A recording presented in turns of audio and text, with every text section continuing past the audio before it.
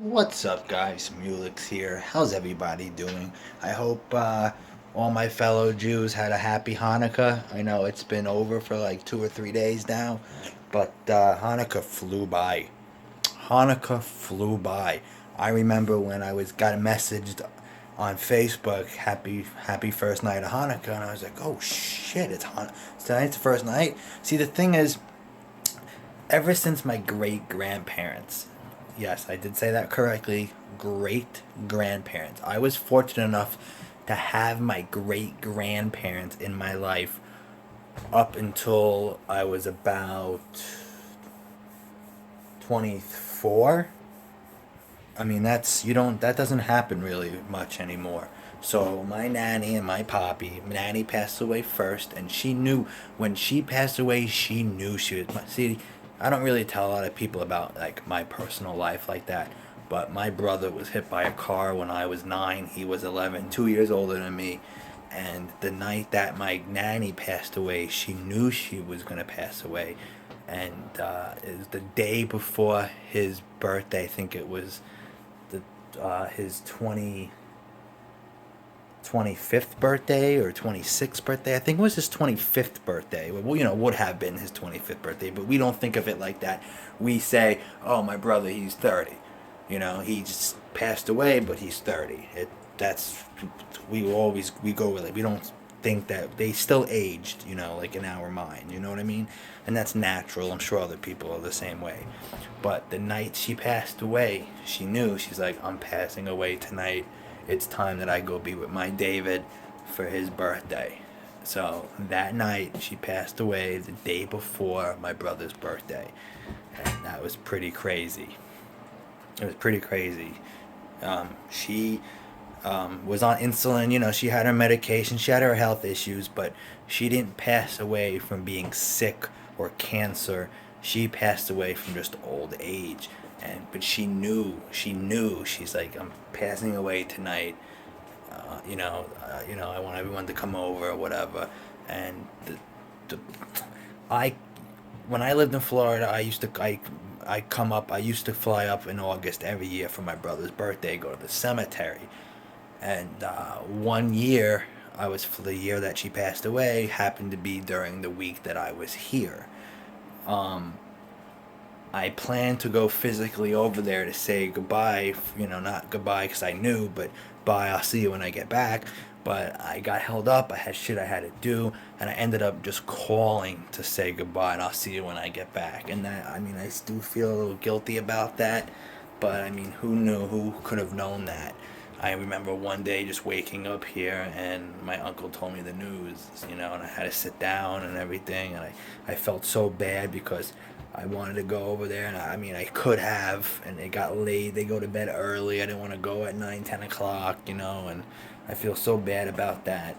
But after Nanny passed away, that's when Poppy started going downhill, physically and mentally. He had a fall, and ever since he fell, it got really bad. He was the whole 9 yards, needed help. Then he went to hospice at the very end. It was the whole deal.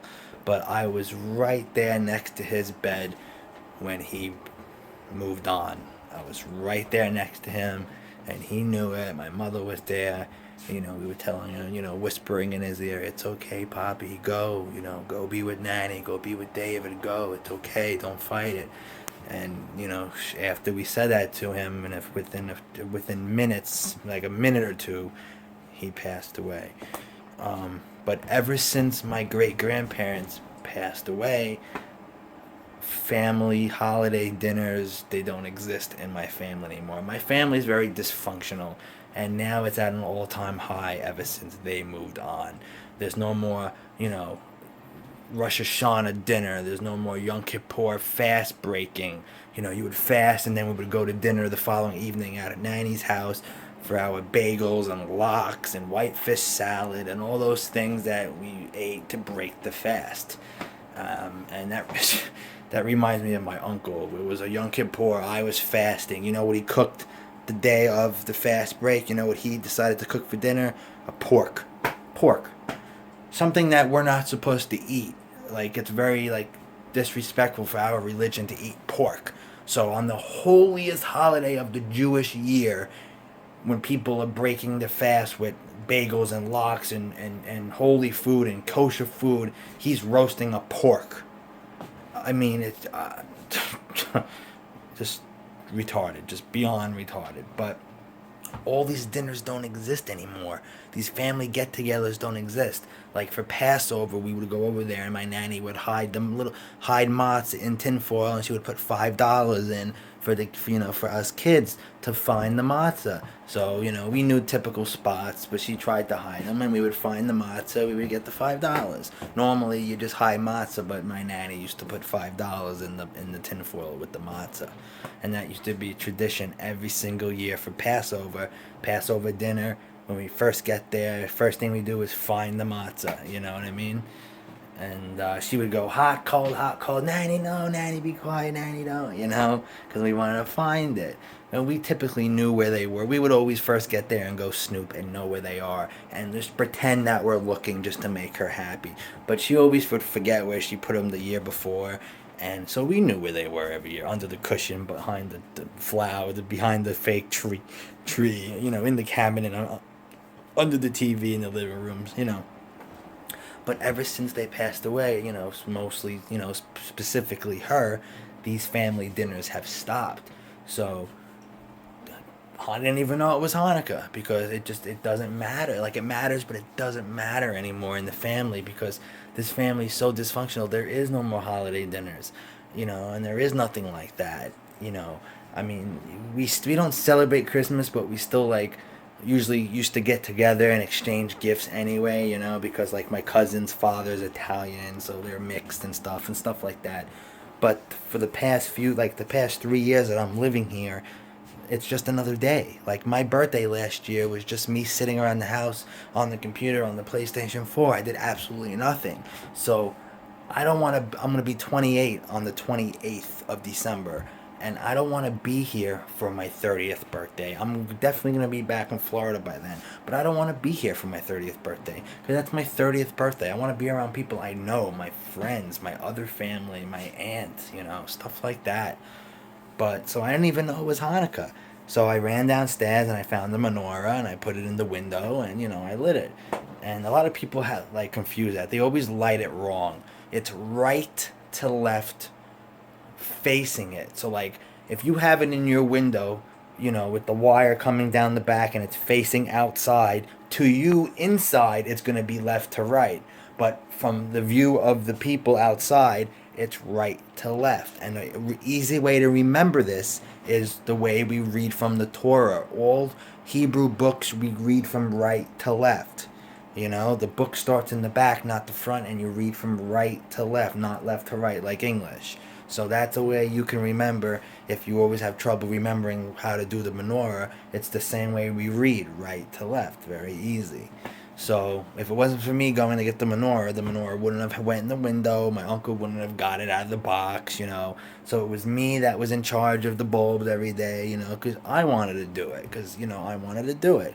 And I remember going into the bank, and they had their menorah, and they were a day behind. Every time I went in there, I was 3 or 4 days out of the 8 days I had to go to the bank, and every day I went there was a day behind. They were wrong, and I kept telling them, it's you got to light a bulb, blah, blah, blah. And it's just...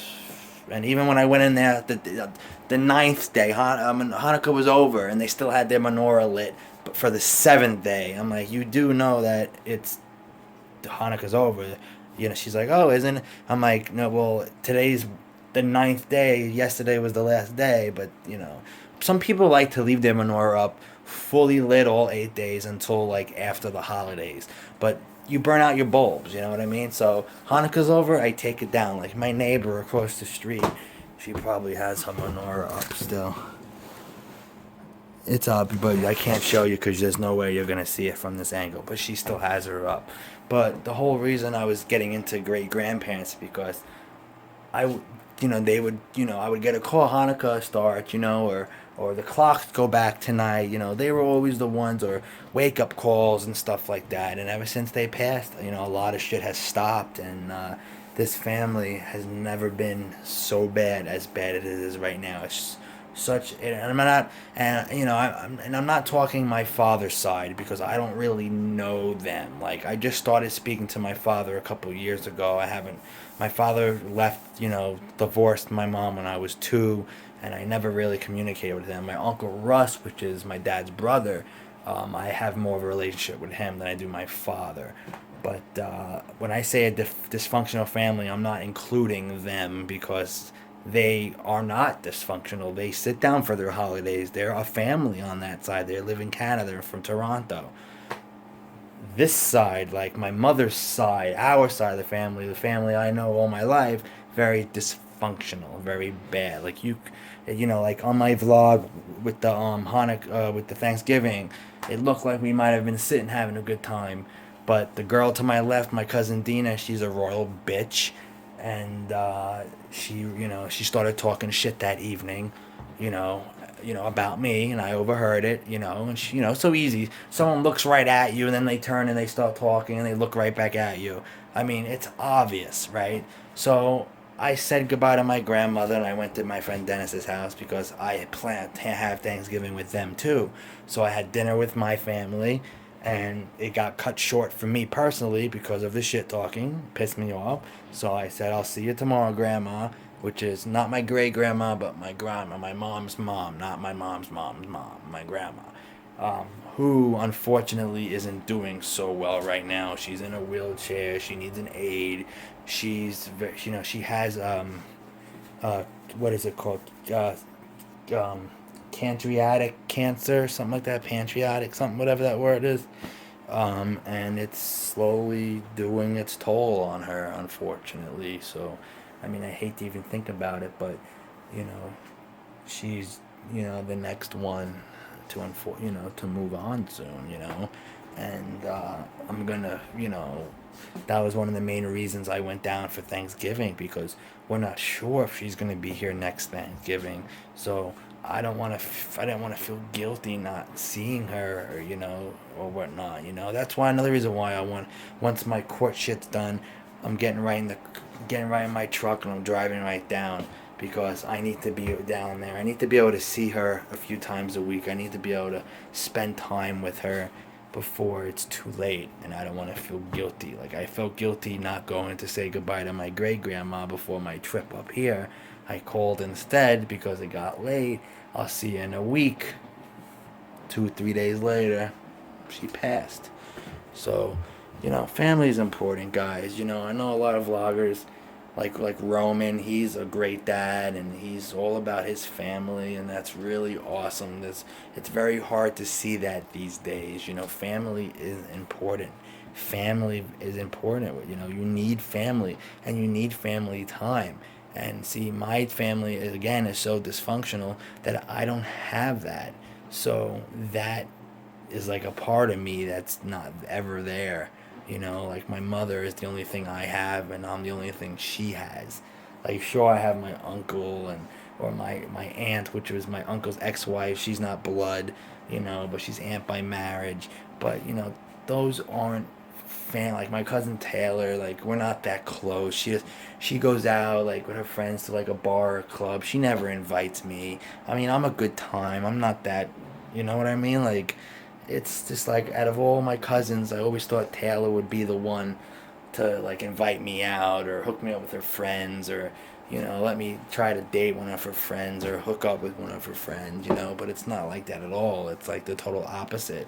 Like, she never invites me out, and it's wrong. What does she think? I'm gonna spoil her night? You know what I mean? Like, I would talk to one of your friends and we would do our own thing, or I'll lurk around and do my own thing. Like, it's just like, it's crazy. It's just my family, just like, even when I was down in Florida, like, they invited her out and I didn't get invited out.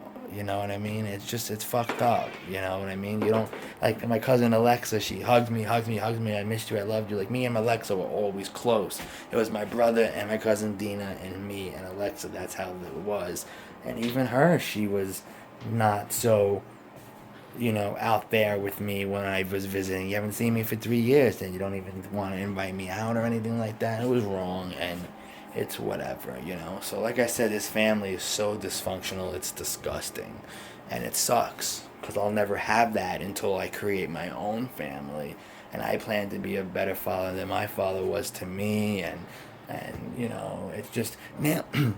Nowadays, just like people don't stay married. Like Roman and Brittany is like they've been married. What they said now, 7 years or something, 8 years. I mean, that's crazy. That's great in this time in 2015. People don't stay married long, or they jump the gun. They get married and they didn't want. You know, it's not the same as it was back like with my great grandparents. They were born in 1918.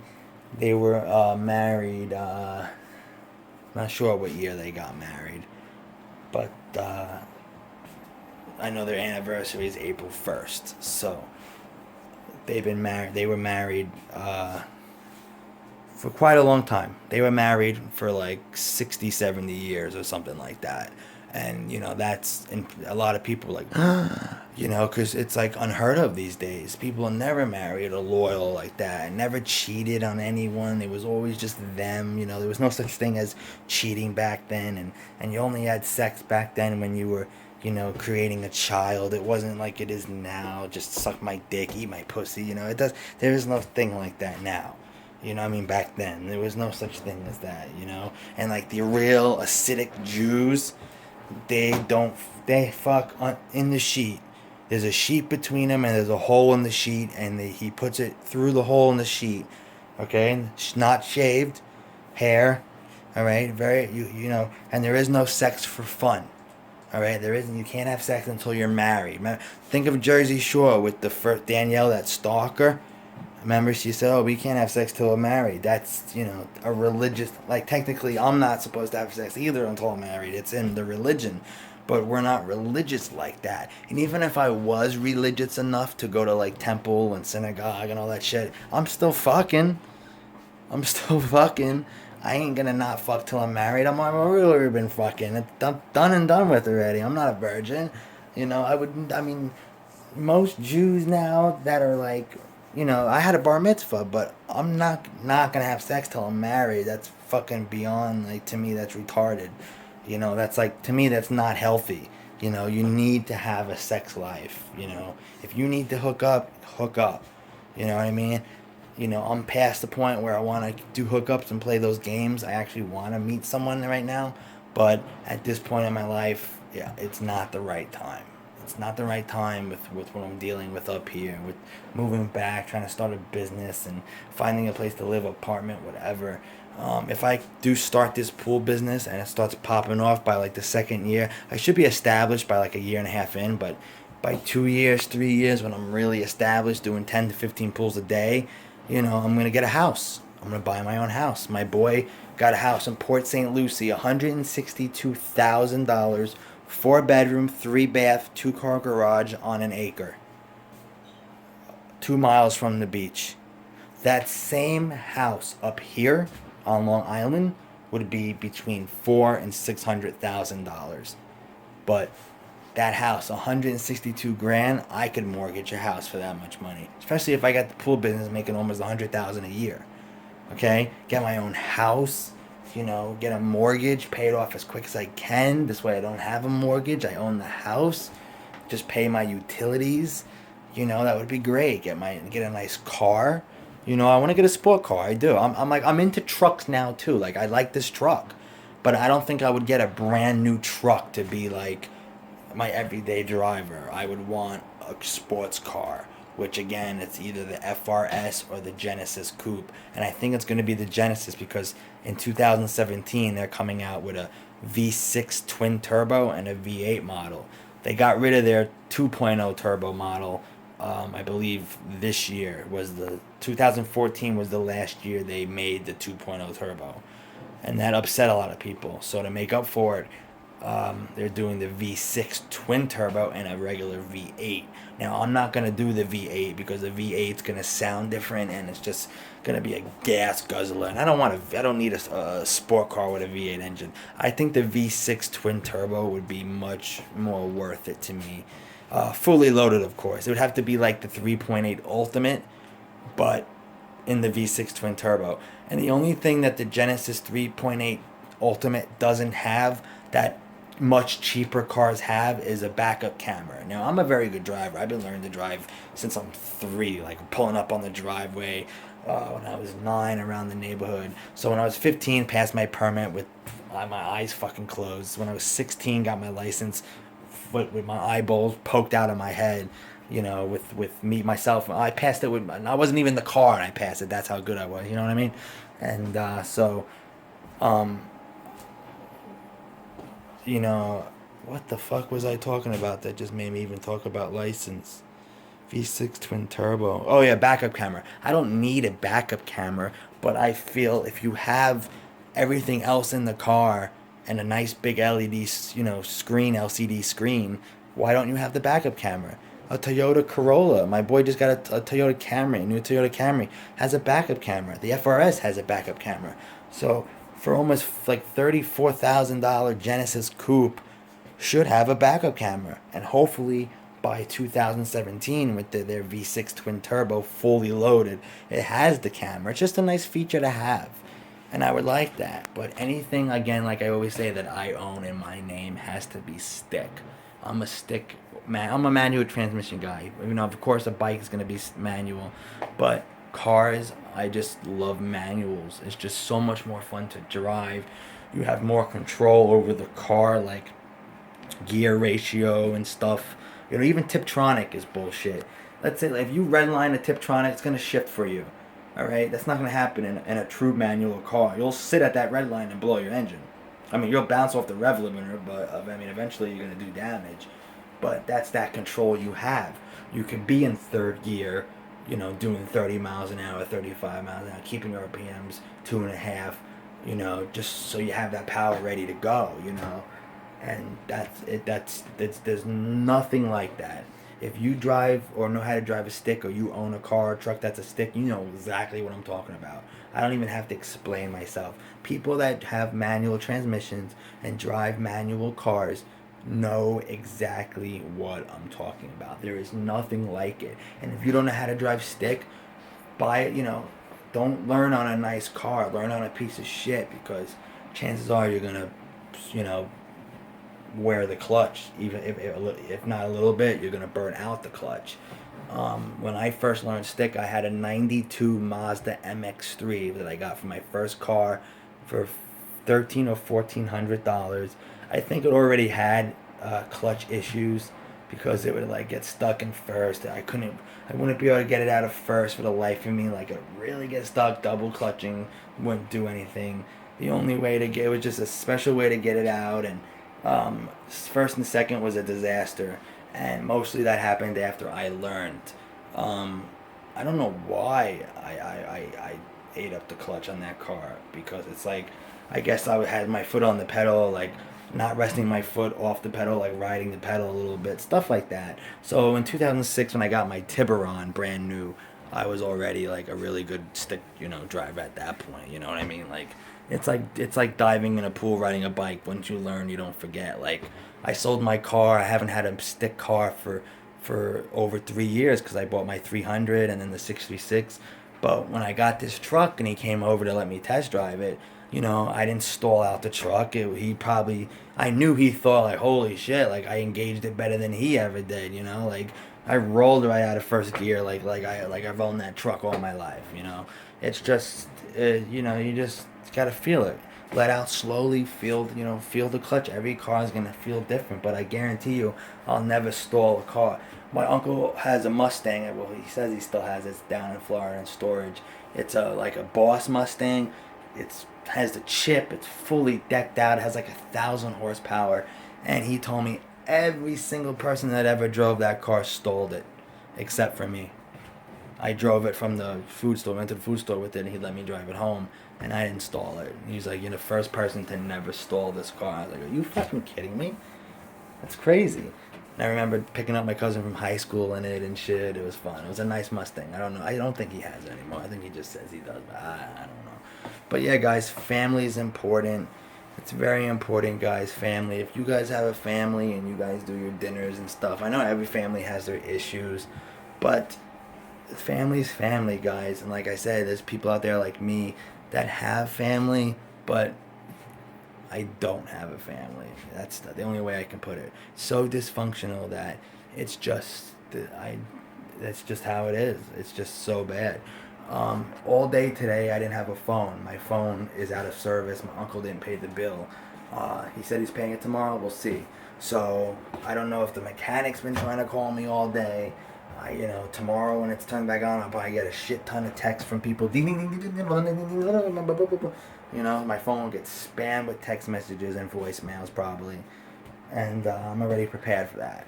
As soon as I wake up, I'll probably have like 50 to 100 text messages from various people and shit. So I mean, I'm not that popular, but I mean, I make it sound like I am, but I mean, people text me, and when it gets turned back on, I'll get all those texts, and it's gonna be the mechanic on a lot of those, and I need that because I need to know what's going on with the truck. I mean, the truck should be done, but I text them from a Wi-Fi phone. Like, I have this Virgin Mobile phone that my uncle got from one of his, re-up guys, if you know what I mean. Oh, start texting me on this phone. Take this phone and only text me from here, This phone was deactivated, and then I got a text on this phone last week saying that it was paid till July. So somebody paid to have this phone activated, and I guess it was the guy that gave it to my uncle. He has another phone on the account or whatever. I don't know. So this is a good backup phone, but I haven't really been calling. I didn't call the mechanic on it. And then I have my old S3 that I use as a Wi-Fi device, and I have that text Ultra app where you can text for free and you can call with credits and shit by watching little stupid videos.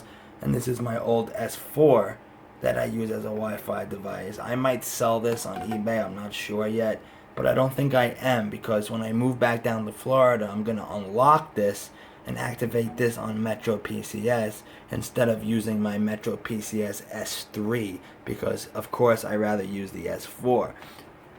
I'm not going to be able to use, what the fuck happened there? I'm not going to be able to use my S6 unlock, because when I tried to unlock my uncle's old S5 to sell it on eBay, he still owed money on it through like the AT&T's next plan or whatever. Like for example, like the S6 Edge Plus, we only had to pay $80 tax for it, but we're paying $30 a month for like 72 months or whatever it is to pay off the phone.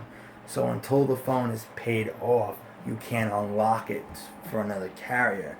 So when I leave in August, he's not going to be paying my phone probably once I'm gone. He's going to deactivate my phone. But I have to tell him not to do that until I switch my number, because I want to keep my number, so I want to move my number back to Metro and activate it on the S4.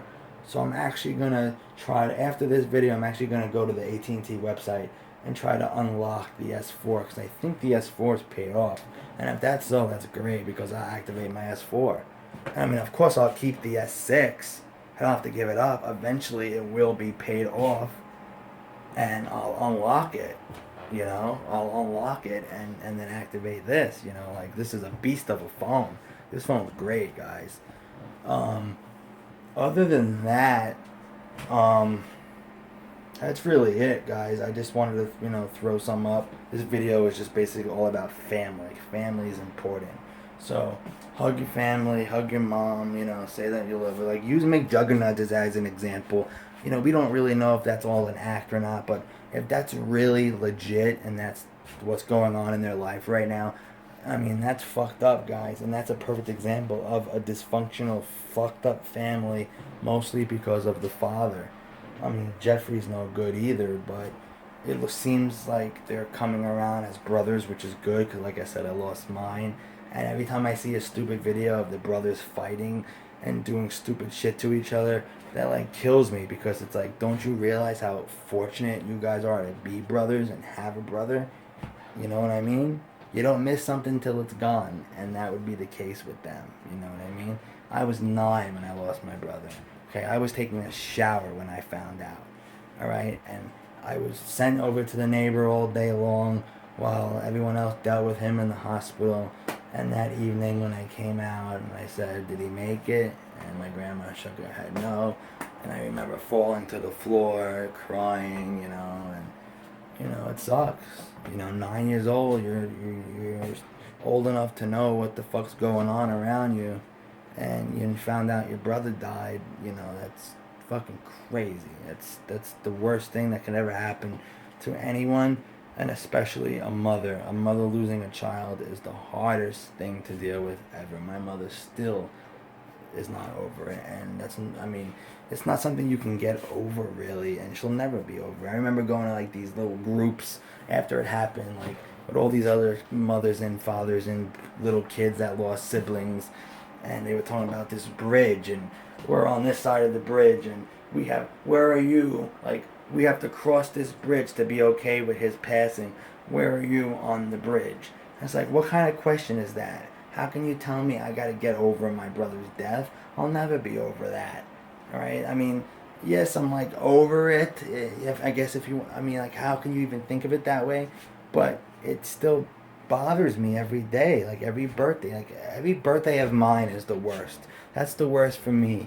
Like, I still enjoy my birthdays, but I don't because I don't have my brother there to share it with me, you know, and that sucks. So if you have a brother and you guys don't get along, squash that shit. Squash that fucking shit. Because that's all, I mean, you have a brother, and you need to fucking, you know, like, honor that and respect that and fucking hug your fucking brother and tell your brother that you fucking love him. Because you don't know if fucking tomorrow he's dying in a car or you're fucking dying. You can die any fucking moment. God chooses when it's your fucking time. So tell your family you love them. Tell your mom you love her. Tell your dad you love him. Your grandparents, if you're fortunate enough like me to have great grandparents still alive, tell them you love them, okay? Because without them, none of that would even exist. You know what I mean? Anyway, guys, that's it. Have a great night. Stay safe. Stay warm. It's starting to get chilly now.